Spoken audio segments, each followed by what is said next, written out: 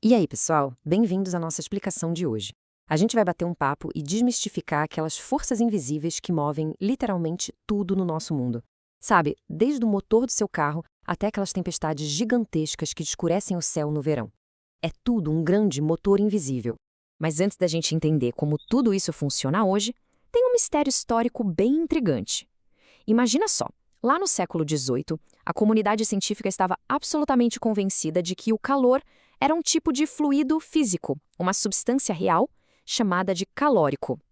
A galera achava mesmo que isso fluía de um objeto quente para um objeto frio, tipo água escorrendo, sabe? Mas a verdade é bem mais dinâmica que isso.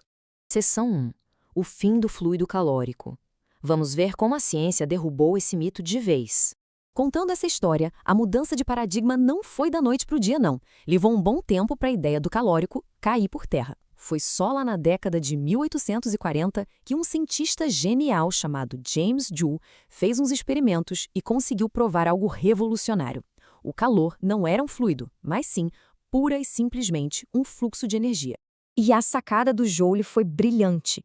Ele montou um equipamento onde pesos pesados caíam e, por meio de umas cordas e polias, faziam girar umas pás dentro de um recipiente com água. O que aconteceu? A água esquentou. Sem nenhuma chama, sem fogo nenhum por perto. Ele provou definitivamente que o puro trabalho mecânico gera calor. Fim da linha para o mito do fluido calórico. Seção 2. O limite do zero absoluto. Bom, já que a gente sabe que calor é energia e movimento dos átomos, a pergunta que fica é: o que acontece quando essa festa para? A gente está super acostumado com a escala Celsius caindo livremente lá para os números negativos, né? Fica -10, -20. Mas na ciência, a gente usa muito a escala Kelvin, e ela bate de frente com uma parede intransponível, o zero. Esse é o zero absoluto. É o ponto exato, o limite físico em que todo o movimento térmico e a energia cinética dos átomos simplesmente congelam, param totalmente. Não tem mais nenhum pingo de energia para ser extraída dali. Então, para colocar isso à prova na sua cabeça agora, imagina a seguinte situação. Você tem um gás que está cravado em 0 graus Celsius. Aí, por algum motivo, a energia cinética média dele, ou seja, a temperatura absoluta dele, dobra. Para quanto você acha que vai a temperatura em graus Celsius? Acredite se quiser, a resposta é escaldantes 273 graus Celsius. Sabe por quê? Porque 0 graus Celsius equivale, na verdade, a 273 Kelvin na escala absoluta. Se você dobrar isso, vai para 546 Kelvin. Convertendo de volta para Celsius, dá esse salto absurdo. Ter essa noção do referencial absoluto muda o jogo completamente. Seção 3. A primeira lei da termodinâmica. É aqui que a gente entra na regra de ouro que governa tudo. O ponto central aqui, o que você tem que lembrar, é a palavra conservação. A energia não surge do nada e ela não some. Se você adiciona calor a qualquer sistema, essa energia tem que ir para algum lugar. Ela tem duas opções. Ou ela aumenta a energia interna e faz o negócio esquentar, ou ela é usada para realizar um trabalho mecânico empurrando algo no mundo exterior. Pensa num exemplo bem visual. Uma lata de metal fechada e dura, e do lado um balão elástico enchendo.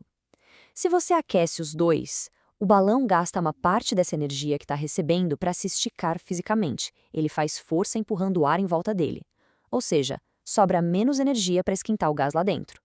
Já a lata rígida não sai do lugar, então ela absorve a energia inteirinha como calor direto. Ela ferve muito mais rápido. Um exemplo clássico do nosso dia a dia é a boa e velha bomba de bicicleta. Você já reparou que depois de encher um pneu, a bomba está toda quente na sua mão? E olha que loucura, não tinha fogo nenhum ali. Ela esquenta puramente pelo trabalho mecânico dos seus braços, empurrando e esmagando o ar com força lá para dentro. O seu trabalho virou temperatura. Seção 4. Processos adiabáticos na prática. Essa é uma brecha fascinante nas leis da física. Sabe quando as mudanças de pressão acontecem de forma tão insana, mas tão rápida, que um gás esquenta ou esfria do nada? O processo é tão ágil que literalmente não dá tempo de nenhum calor entrar ou sair das bordas do sistema. Isso é o que a ciência chama de processo adiabático. Trazendo para os cenários pesados da vida real, é só pensar nos cilindros do motor do seu carro. Essa dança acontece lá dentro em milissegundos, o tempo todo. O negócio fica muito legal no momento da compressão. O pistão sobe e esmaga o gás tão rápido, mas tão rápido, que a temperatura dispara lá em cima, só por causa daquele aperto adiabático. No motor a diesel, por exemplo, Fica tão quente puramente por esse esmagamento que o combustível entra em ignição sozinho. Nem precisa de vela de ignição para dar faísca. Aí, logo depois dessa explosão violenta, o gás faz o caminho inverso. Ele se expande violentamente, também de forma diabática. Ele gasta uma energia tremenda empurrando o pistão para baixo para girar a roda do carro. E como ele gastou energia fazendo esse trabalho brutal, adivinha? O gás esfria instantaneamente no processo. Seção 5. Termodinâmica no mundo real. Para a gente dominar isso de vez, bora olhar ao nosso redor. Faz um teste aí agora na sua casa. Abre bem a boca e sopra a sua mão. O ar sai meio quentinho, né? Agora faz um biquinho bem apertado e sopra de novo. Sentiu que saiu geladinho? Pois é, quando você franze os lábios, você bota o ar sob pressão. Assim que ele sai da sua boca, ele se expande adiabaticamente no ambiente. Essa rápida expansão gasta energia e resfria fisicamente o sopro que bate na sua pele. A física é incrível, não é? Agora, pega a lógica do seu sopro e aumenta para o tamanho do planeta. Imagina blocos de ar gigantes subindo montanhas. Conforme eles sobem na atmosfera, encontram menos pressão lá no alto e vão se expandindo adiabaticamente. Só por causa dessa expansão, a temperatura despenca uns 10 graus Celsius para cada quilômetro que eles sobem. Mas o efeito reverso também é bem maluco. Lá nas montanhas rochosas, por exemplo, às vezes o ar supergelado despenca em costa abaixo.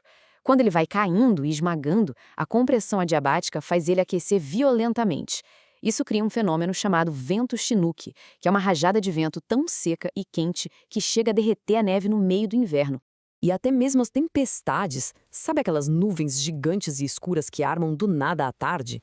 Elas são alimentadas inteiramente pelo rápido resfriamento adiabático e pela condensação de bolhas colossais de ar úmido subindo sem parar. Então, para a gente fechar e amarrar os conceitos de hoje, pensa nesse experimento mental maluco. Se você tivesse um saco gigante flutuando a 6 quilômetros de altura, com o ar lá dentro congelando a menos 10 graus Celsius. Se você puxasse esse saco direto para o chão de uma vez só, a pressão comprimiria tanto o ar que a temperatura dele pularia para uns 50 graus Celsius. Bizarro, né? Mas isso só prova o quanto a termodinâmica molda o nosso mundo o tempo inteiro, das nossas mãos até as nuvens no céu. O motor invisível da energia nunca tira férias. Até a próxima, pessoal!